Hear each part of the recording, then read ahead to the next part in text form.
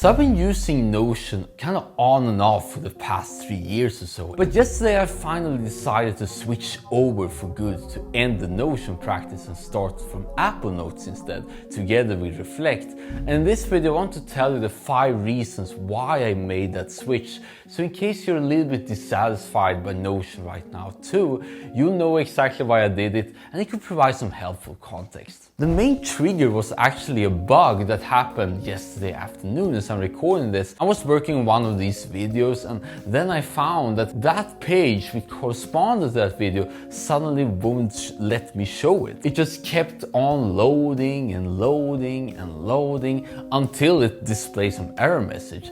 And no matter if I was on the web version, if I was on the desktop version, and even on the mobile version in some instance, it was all not working. So of course I was incredibly frustrated. I wrote an email to them and told them to fix it, and of course they replied and everything was good from there. But all the time it has been sort of very slow when you're trying to get into multiple pages, especially when you go back into the phone version and realize that there's a spinning wheel in kind of 2 to 5 seconds, so forth. All these slow moments are sort of adding more friction to something that you really care about and want to have as much motivation as possible if you care about that. But Apple Notes is way different. It's all fast. I don't need to worry about lag anymore.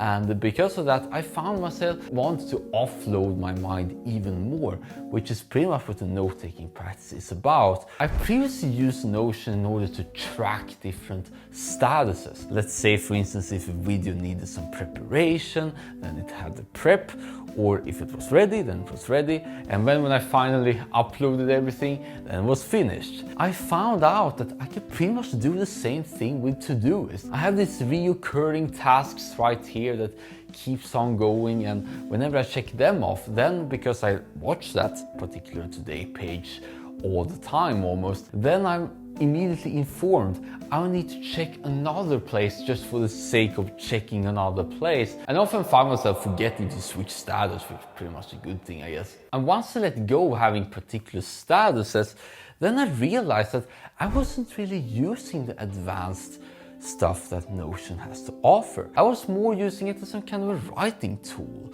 as a very simple writing layout, which wasn't particularly a lot of bullets, but more in the case of a normal word processor, but more accessible, let's say, for the phone and so forth. Apple Notes can perfectly do the same, and it doesn't lag, and it looks very pleasing, especially when you go in every day and see that it's incentivized to write more and more from there if you want. You might believe that Notion is something that you can carry whether you have internet connection or not, but the fact is that whenever you switch off the internet, then you realize there's more cached in terms of the recent notes. When you have to go to other pages, so you can't really do that unless you have an internet connection.